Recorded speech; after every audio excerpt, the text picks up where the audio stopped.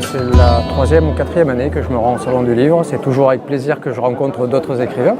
Et c'est l'occasion d'échanger sur les recherches les plus récentes qui se font en maçonnerie, puisqu'on se rend compte que de plus en plus de personnes s'intéressent autant aux aspects ésotériques, mais surtout aux aspects historiques de la recherche. Et on sait tous que la recherche historique avance, que de nouveaux manuscrits apparaissent, et donc il y a toute une révision de l'historiographie maçonnique qui est en cours. Voilà, et c'est toujours passionnant d'échanger avec d'autres auteurs. Je vous ai fait montrer votre dernier né là, qui vient de sortir cette semaine, hein, je crois. Donc, hier. Voilà, donc, alors vous n'êtes pas parmi les auteurs qui font une conférence cette année, mais enfin j'espère que ça sera le cas l'année prochaine.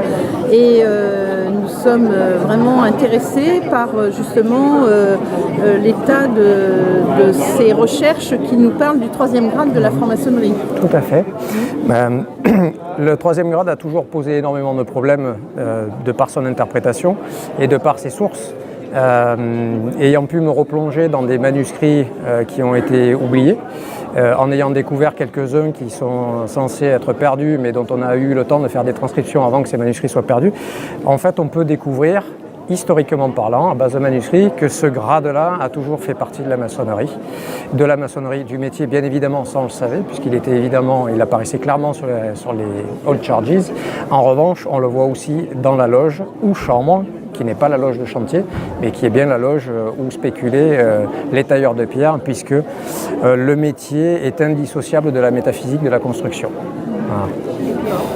Bien, alors vous avez rencontré ici même Louis Trébuchet qui a préfacé d'ailleurs votre ouvrage. Tout à fait. Oui. Louis, avec qui on a des échanges réguliers, évidemment sur le sujet de la maçonnerie, du 3e grade, puisque c'est un sujet qu'il traite depuis maintenant quelques décennies, on va dire, et aussi autour de l'histoire de l'Écosse, puisque on va dire que certains manuscrits que j'ai pu étudier permettent de revisiter un petit peu l'histoire qu'on nous conte maintenant depuis une vingtaine d'années, puisque les choses ne sont pas tout à fait passées comme c'est présenté. Voilà, bien entendu, ce sera à mes pairs de vérifier la crédibilité, la justesse et la rigueur de mon travail pour voir si en effet ces nouvelles pistes-là peuvent être un petit peu creusées quand même. D'accord. Alors vous êtes un régional de l'étape, si je puis dire. Alors, qu'est-ce que vous pouvez dire justement aux personnes qui voudraient venir visiter un salon lyonnais du livre maçonnique? Alors, régional de l'étape, je pense que chacun aura entendu que vis-à-vis de mon accent, je ne suis pas vraiment lyonnais, je suis lyonnais d'adoption depuis un peu plus de 20 ans maintenant, ville que j'affectionne tout particulièrement. Je pense que quand on vient dans un salon du livre, quel qu'il soit d'ailleurs, il faut venir sans a priori. Venir avec une grande ouverture d'esprit. Après, ça peut donner un peu le vertige parce que les sujets sont tellement vastes et complexes, mais ne pas s'arrêter à ces premières appréhensions, franchir le cap, rencontrer des gens, discuter avec eux. Après, il faut être clair. Aucun livre, et je pense qu'aucun auteur a cette prétention-là, ne détient la vérité. Nous sommes tous des cherchants, on essaie tous de savoir un petit peu ce qui a pu se passer par rapport à cette histoire et cette pratique-là, la maçonnerie. On essaie de s'en approcher au plus juste. Voilà, donc ceux qui viennent visiter peuvent trouver ce qui se fait de plus récent dans les recherches, je pense que c'est une bonne chose. Et si vous aviez à parler à une personne qui ne connaît pas du tout la franc-maçonnerie, qu'est-ce que vous lui diriez? Mais déjà, je lui dirais qu'il y a 2 maçonneries. Et les 2 doivent se respecter, les 2 ont un point commun, une histoire commune.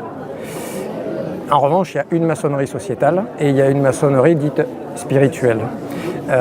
L'histoire explique la scission entre les 2. On ne va pas la représenter ici.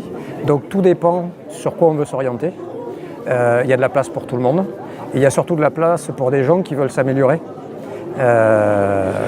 Moi, je fais partie d'une maçonnerie qui est une pratique plutôt dite spirituelle, qui renferme une ascèse, une pratique pour qui veut bien évidemment la pratiquer, puisque je pratique la maçonnerie dite anglaise.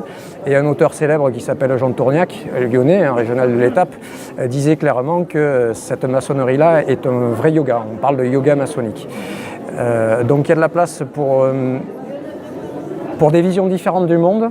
Et surtout, il y a de la place pour les gens qui veulent pratiquer le respect. Voilà, je pense que c'est une chose des plus importantes, c'est qu'aujourd'hui, même si on n'est pas d'accord sur l'histoire de la maçonnerie et qu'il y a débat, tant que le débat se fait dans le respect, je pense qu'on y a tous à y gagner. Pensez-vous que la franc-maçonnerie soit encore aujourd'hui une voie initiatique de l'Occident? Elle en conserve les germes. Donc après, à chacun de le vivifier. Je ne fais pas de prosélytisme, je ne fais pas de combat en loge aujourd'hui, donc je fais partie de la Grande Loge nationale française. Il y aurait des choses à faire sur les rituels. On a tendance à confondre sacré, profane, à mettre du profane dans le sacré, etc. Néanmoins, ce qui nous est parvenu, dans l'état où ça nous est parvenu, permet encore à ceux qui veulent dépasser le simple verbe, donc toucher à l'esprit de la maçonnerie, d'avoir une véritable quête spirituelle. Donc qui dit quête spirituelle dit une démarche intérieure et on dépasse ce qu'on appelle le domaine du psychisme. C'est bien différent. On passe par une phase liée au psychisme, l'initiation en fait partie. C'est l'éveil, on va dire qu'on crée une fracture dans le psychisme pour laisser rentrer quelque chose, mais ensuite il faut aller bien évidemment jusqu'au 3e grade, puisque là on rentre dans la véritable initiation maçonnique, les 2 premiers grades n'étant qu'une préparation à la réception de ce grade-là.